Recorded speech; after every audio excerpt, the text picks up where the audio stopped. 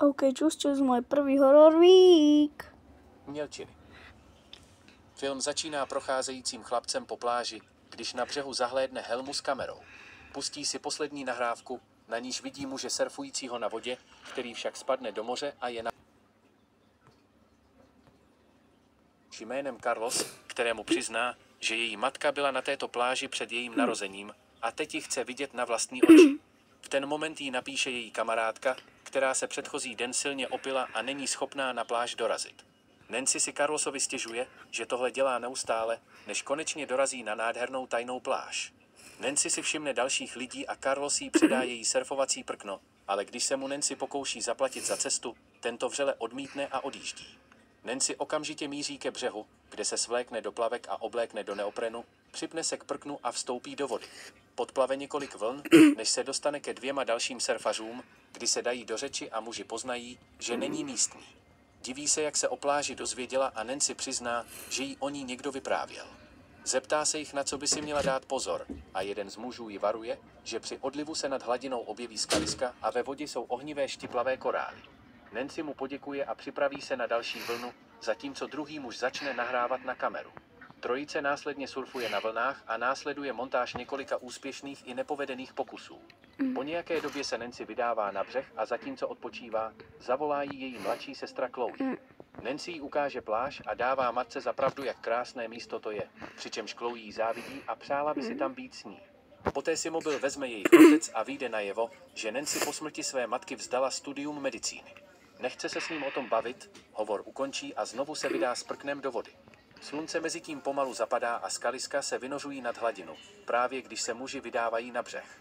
Nancy v obavách sleduje, zda jí ukradnou věci, ale muži kolem nich projdou a odcházejí ke svému autu. Nancy náhle vyděsí skákající delfín, za kterým se vydá, když spatří hejno racků kroužících nad mrtvou velrybou. Kvůli rackům ztratí rovnováhu a spadne z prkna, a proto se pomocí vlny pokusí vrátit zpět na břeh. V tom do ní však vrazí žralok, pod vodou se jí přetrhne lano k prknu, ale podaří se jí vynořit a doplavat k němu. Náhle ji žralok vtáhne pod vodu a z Nancy vyteče velké množství krve, než ji pustí. Nancy rychle doplave k velrybě a vyšplhá se na její záda, kde si lanem z prkna zaškrtí nohu, aby zastavila krvácení. V té chvíli muži odjíždějí pryč a Nancy na ně zoufale volá a mává. Jeden z nich zastaví, vystoupí a dá lano z prkna do kufru, načež s vozidlem odjedou. Nancy na ně dál volá, ale velryba se náhle začne kymácet a ona si uvědomí, že do ní naráží žralok. Nancy si všimne boje, ale ta je příliš daleko, zatímco nedaleké skalisko je blíž. Žralok se k ní začíná přibližovat, a tak během nárazu skočí do vody a urychleně plave ke skalisku. Na poslední chvíli se jí podaří k němu doplavat, přičemž šlápne na štiplavý korál, ale i přes bolest vyšplhá nahoru. Nancy se chvíli vzpamatovává a poté se pokusí postavit na nohy, přičemž si uvědomí, že je uvězněná na jediném skalisku. Lehne si na zem, ale jakmile voda pronikne do její stále otevřené rány, sundá si náušnice a jako studentka medicíny i přes nesnesitelnou bolest provede 2 provizorní stehy. Poté si svlékne neopren a obváže si jím nohu, zatímco u ní zůstává racek se zraněným křídlem. Slunce mezitím zapadá, do začátku odlivu zbývá přibližně 5 hodin a když se na obloze objeví měsíc, Nancy začíná mrznout.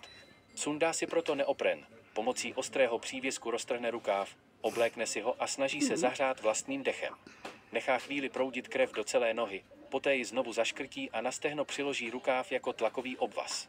Vyčerpaná bolestí nakonec usne a při úsvitu ji probudí hrabající se krab, kterého z nenávisti zabije. Po pohledu na racka se odhodlá kraba sníst, ale nezvládne to a v zápětí ho vyzvrací. Náhle zahlédne své prkno kousek od skaliska a pokusí se k němu doplavat, ale kvůli stále krvácející noze ji ucítí žralok, takže se v panice vrací zpět na skalisko. Je vyčerpaná a beznadějná, když v dálce na pláži spatří ležícího muže. Volá na něj, ten se probere z opilosti a jakmile ji zahlédne, zamává jí a Nancy ho navede k svému batohu, aby zavolal pomoc. Muž získá její telefon, ale místo toho si ho spolu s penězi strčí do kapsy a nasadí si její batoh. Nancy zoufale pochopí, že ji okradl, ale když si přiopilý muž všimne ještě i jejího prkna, rozhodne se pro něj vniknout do vody. Nancy se ho snaží varovat před žralokem, ale muž prkno získá a míří zpět na břeh, když náhle zmizí pod hladinou. Pohled zůstává na Nancy, zatímco z dálky slyší mužův křik, načež je vidět, jak se jen s horní polovinou těla plazí ke břehu. Nastává ráno a do přílivu zbývá 6 hodin, když v ten moment k pláži přijíždějí dva surfaři, kterých si všimne Racek a začne na ně křičet. Dvojice vstoupí do vody a Nancy je varuje, že se tu nachází žralok, ale oni namítají, že v těchto místech se žádní nevyskytují. Jednoho z mužů však záhy žralok sežere a druhý s prknem plave směrem k Nancy, ale i on mizí pod hladinou. Náhle z vody vystřelí rozpůlené prkno a krátce na to se muž vynoří, kterému se Nancy snaží pomoci, ale je okamžitě stažen dolů a voda se zbarví krví. Nancy dál čeká na skalisku, kde na ní začne pražit slunce, takže se zastíní půlkou prkna. Nakonec zbývá do přílivu už jen 25 minut a Nancy začne pozorovat žraloka, aby pochopila jeho chování. Pomocí stopek zjistí, že krouží od velryby k ní každých 32 vteřin. Nejprve ale pomůže Rackovi a po bližším pohledu si všimne, že má křídlo pouze vykloubené, takže mu ho srovná zpět. V ten moment si u menšího skaliska všimne helmy s kamerou a proto si nastaví 32 vteřin a vydává se k ní, ale nepodaří se jí získat. Během toho se poraní o korál a rychle se vyškrábe zpět na skalisko, zatímco kolem ní propluje žralok. Nastaví dalších 32 vteřin a plave znovu k helmě, kterou se jí tentokrát podaří získat. Náhle se však vynoří žralok a snaží se k ní dostat, přičemž se přitom sám poraní o korály, zatímco Nancy se s helmou dostane zpět na původní skalisko. Začne si přehrávat videa z kamery, mezi nimiž zpozoruje, že se někdo už dříve pokusil žraloka ulovit. Poté na kameru nahrává vzkaz o svém špatném stavu a žádá o přivolání pomoci.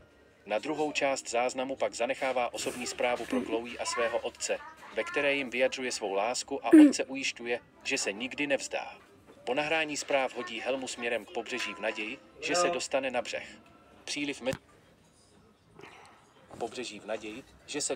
břeh. Příliv mezitím začíná pohlcovat skalisko, takže Nancy umístí Racka na rozbité prkno a nechá ho menším proudem odplout ke břehu. Sama se chystá doplavat k boji, když se před ní náhle vynoří medúzy a žralok stále plave poblíž. Skalisko je již pod vodou a jakmile je žralok za ní, Nancy rychle připlave mezi medúzy. A ostatní medúzy začnou zářit. Žralok se ji pokusí napadnout, ale medúzy jí poslouží jako štít a útok odrazí, načež se Nancy okamžitě vydává směrem k boji. Žralok míří přímo k ní, zatímco se Nancy stihne zachytit za žebřík, ale zrezlá rukojetí zůstane v ruce a spadne na žraloka, čímž ho bodne. Nancy rychle díky čemuž se k ní žralok nedostane. Přesune se doprostřed konstrukce, když v dálce spatří přicházející bouřku, ale hlavně zahlédne obrovskou loď. Pokusí se otevřít krabici se světlicemi, avšak většina nábojů spadne do vody. Jednu z nich se jí podaří získat a vystřelí ji do vzduchu, ale světlice okamžitě padá zpět k zemi.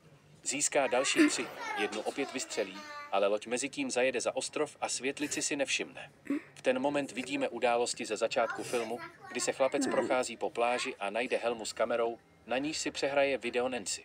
Poté z pláže rychle běží pryč, právě když žralok začne narážet do boje a postupně trhá její řetězy. Nancy se brání světlicí a střelí ji po něm, ale toho jen rozuří a začne ještě intenzivněji narážet do boje. Nancy proto rychle vyšplhá na její vrcholek a spatří, jak se žralok blíží skrz velrybí olej, do kterého vystřelí poslední světlici a žraloka tím zažehne. Ten se ale potopí, oheň uhasí a naposledy vrazí do boje, čímž přetrhne předposlední řetěz, kvůli čemuž Nancy padá do vody.